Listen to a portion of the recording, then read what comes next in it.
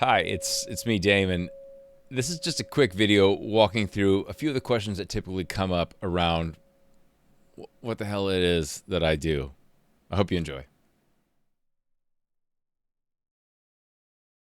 As the International Coaching Federation, or ICF, defines it, coaching is partnering with clients in a thought-provoking and creative process that inspires them to maximize their personal and professional potential.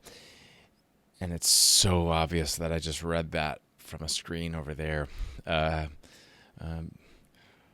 because I don't have it memorized. Let me start by saying that I'm not going to add something to the ICF definition of coaching that will be somehow better than the way they put it. I do, at this point in my development, view coaching as a way of having conversation that is more effective when confronting the challenges of our lives. There's a common aspect of human conversation where someone will bring a problem to another person, a difficulty in their life or their work or their personal life. And what we do tend to do in those conversations as the listener is presume to know what the problem is and then ultimately what the solution is. And we may give advice or we may engage in commiseration around the problem, but the one who has come to the listener with the problem doesn't really feel heard or understood. And that's what coaching does. It's nothing terribly new to take a Socratic approach to conversation. That is a Greek concept, which isn't limited to just the Greeks.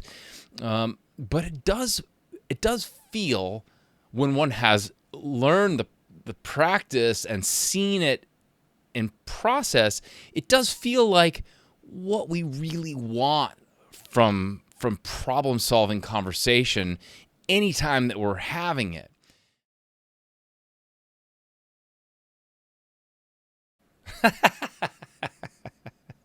No. uh, this title of life coach is the very thing that kept me from taking the profession of coaching seriously for a long time. The problem with the title of life coach is too many of us associate coaching with teaching. We presume that to coach is to teach, and arguably in many contexts it is. But when you pair that with the term life, it sounds like what I'm saying is I'm going to teach you about life. And not only is that wildly presumptive, it's simply not what even coaches who call themselves life coaches are doing. And so it's a bit of a tough definition of what the work is. Doesn't work for me. For a lot of coaches, it suits just fine. But maybe I make too big a deal out of things.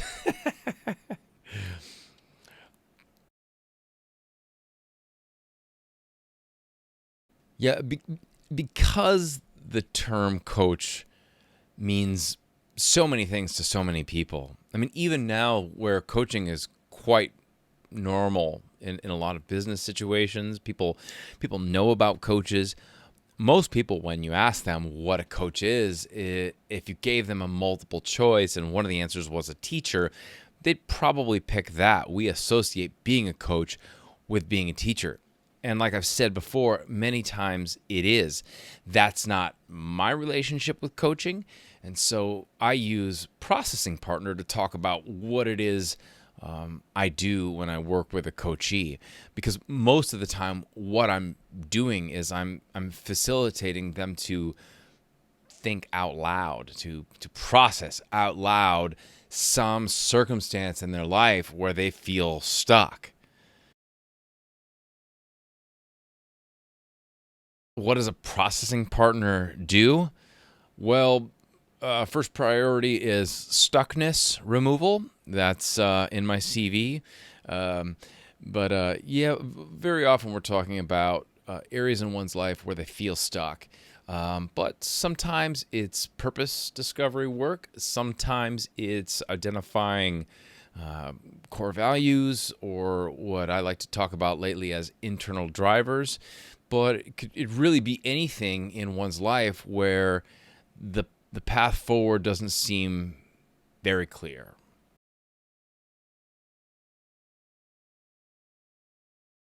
Depends on what you mean by like. Therapists and coaches, even processing partners, uh, share a lot of tools, but their toolbox is ultimately different. What a therapist brings to the table is the ability to help somebody through trauma, to to navigate the difficulties of a psychopathology. There's an investigation often into what is the past. And while in coaching we do talk about the past, we talk about it as context for what's going on right now, not as the problem that needs to be solved.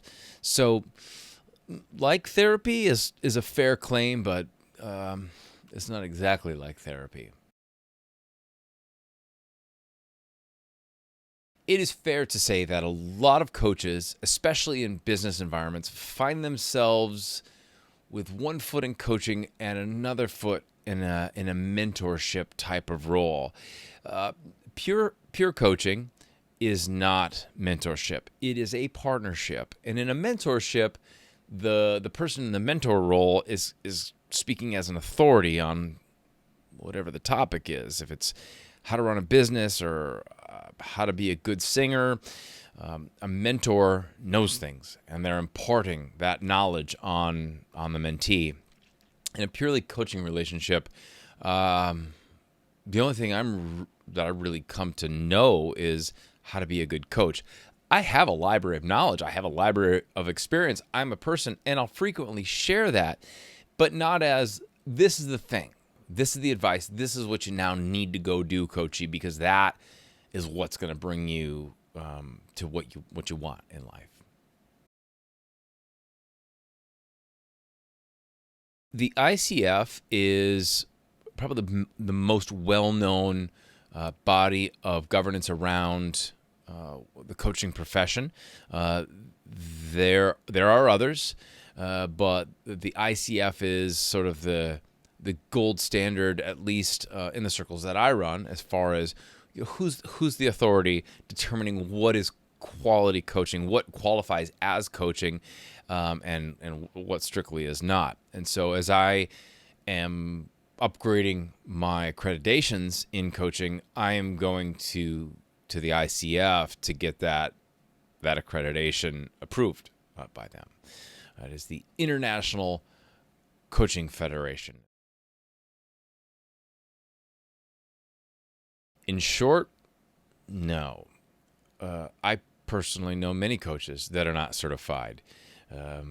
Getting a certification does not guarantee that one is going to be a great coach for any particular coachee, or a great coach in general. It's our best benchmarking system for coaching, but there are plenty of non-certified coaches out there that do good work. For me, the certification was a goal to have, and it lends credibility to what I do. It's more about my commitment to myself, about my seriousness around being not just a coach who calls himself a coach, but a competent coach by the leading system of metrics that we have, which is the term set down by the ICF. Well, that's real easy. You book a call with me. I'm happy to spend up to 90 minutes with anyone pro bono, at least the first time. There's a link on my site, and yeah, you just book an appointment with me, and we can take up to an hour and a half to just talk about really whatever you want to talk about. You want to ask me about questions about me, I'll answer as many questions as I'm comfortable answering. You want to talk about coaching, whatever. It's your 90 minutes to sit with me.